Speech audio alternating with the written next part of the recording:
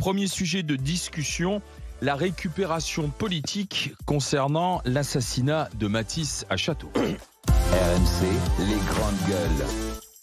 Parce que, en fait, concernant le drame, la mort de Matisse à Châteauroux, c'est son père qui a décidé de s'exprimer, d'interpeller les Français, mais d'interpeller aussi les responsables politiques. Tout d'abord, je vous conseille de lire la lettre du papa de Matisse, Christophe, qu'il a publiée sur Facebook. Elle est vraiment bouleversante, elle est très émouvante. C'est la lettre d'un papa à son fils qui dit finalement, je pourrais avoir la haine et je vais essayer de vivre au contraire pour toi, en souvenir de toi. Et c'est vrai que quand on est parent, ça prend aux tripes. Et puis aussi, quand il parle, il dit que lui, il ne veut pas qu'il y ait de récupération politique, de quelque bord que ce soit.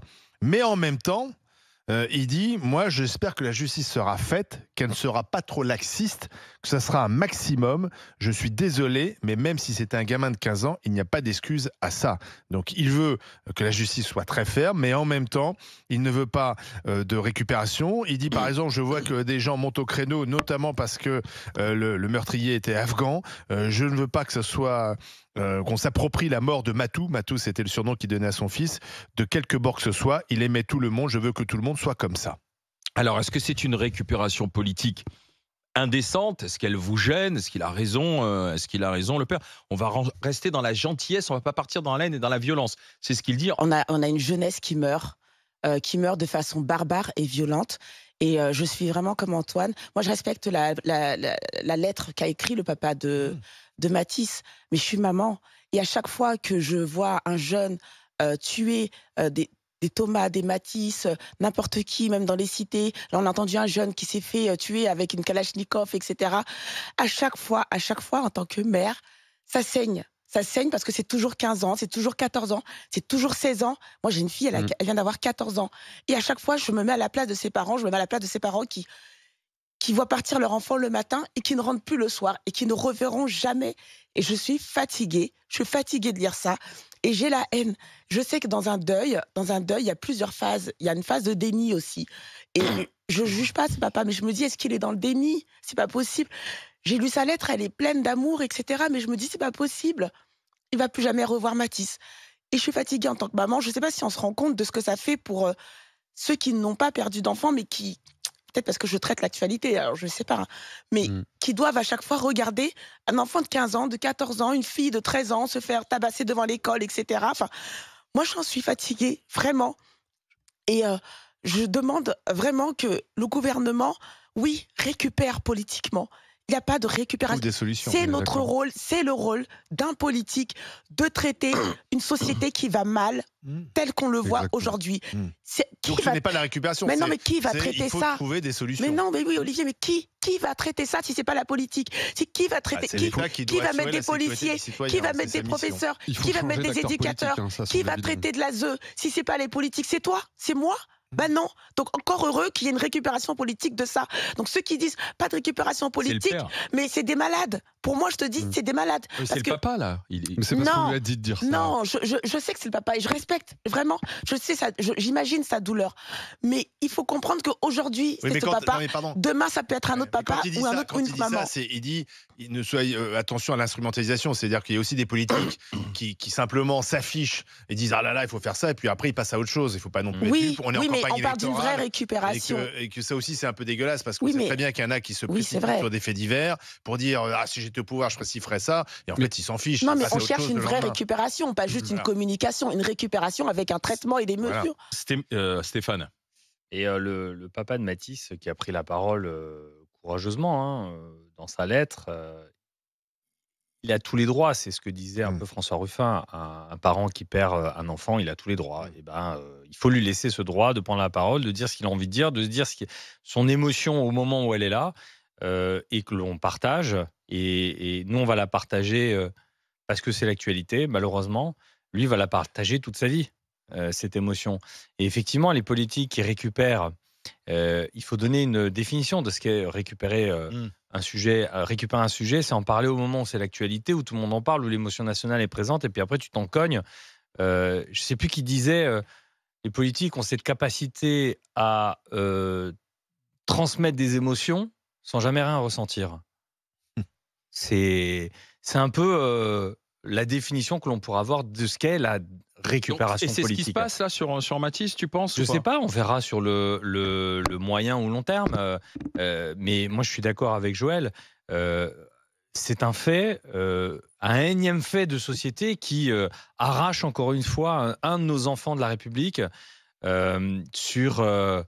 il n'a rien demandé, ce môme. Il avait juste envie de grandir. Il était en pleine adolescence. Et puis d'un coup, tu as un type, une ordure qui lui enlève la vie. Et Oui, ça, le papa, il le dit, faites attention à tous les bords, droit, tout d'ailleurs, qui s'approprient les choses.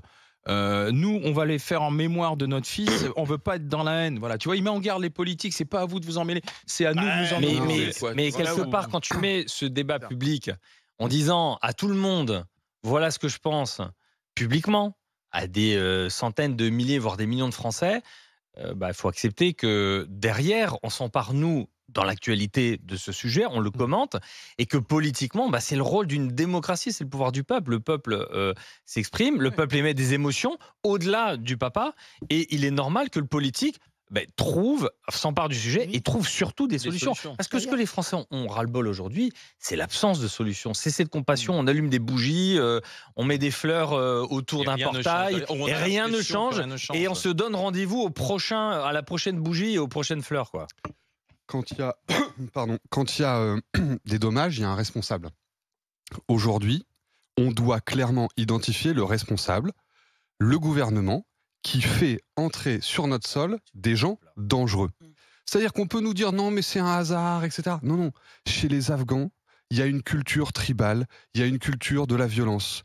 On doit avoir une surveillance accrue sur les Afghans qui arrivent d'un pays où ils ont connu l'extrême violence. Pardon, là, il est dans la caricature de la récupération politique. Là. Ah voilà. Mais non, mais clairement. Mais c'est que tu proposes quoi? Je sais ce que tu penses. C'est quoi? Tu proposes quoi, Antoine? Je sais ce que tu penses. Tu proposes quoi? Je propose qu'on surveille beaucoup mieux et qu'on n'accueille pas d'Afghans. C'est-à-dire que me faites pas croire que ce jeune Afghan était en danger dans son pays. Sa mère est réfugiée. Elle a le statut de réfugiée. Et sa mère a participé à l'agression. Donc c'est pas possible que ce soit automatique.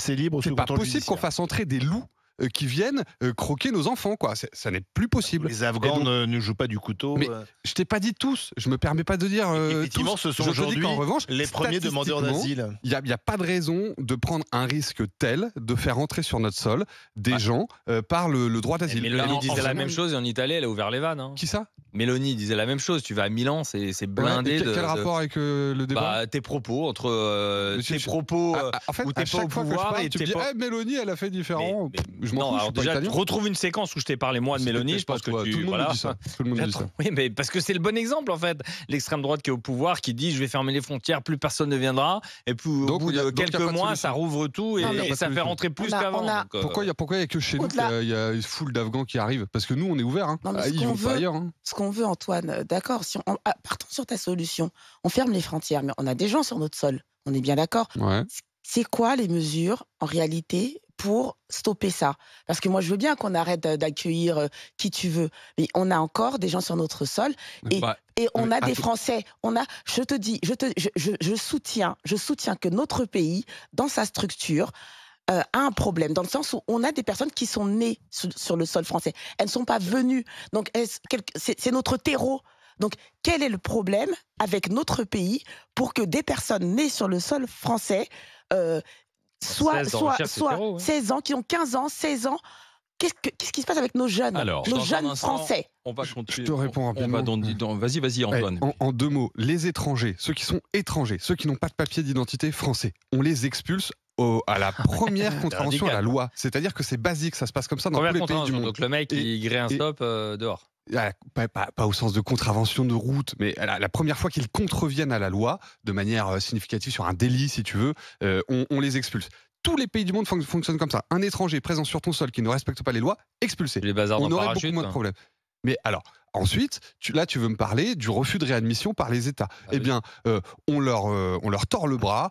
En Algérie, vous voulez pas réadmettre? Eh bien, Bouteflika et tous vos dirigeants, là, ils viennent plus se soigner en France. On bloque vos avoirs, oui, etc., bien sûr. le gaz, etc. tu le le produiras gaz, avec mais les oui, vaches. mais- Le gaz, on va le chercher ailleurs. J'ai Oui, pas de bah oui, tu souci. vas le chercher Il où? s'agit de protéger les Mais Français. non. Ensuite, sur ceux qui sont français, là, c'est un souci de Ouais. justice. Et on peut rétablir des peines fermes. mais Dans toi- tous les cas, en ce qui concerne l'assassin présumé de Matisse, il avait été signalé déjà pour des faits de violence c'est avec ça. couteau. Hum. Et les ça. policiers s'étaient inquiétés. Ils l'avaient fait. Ils avaient fait une fiche de signalement en disant attention, cet adolescent est en train de glisser vers la violence.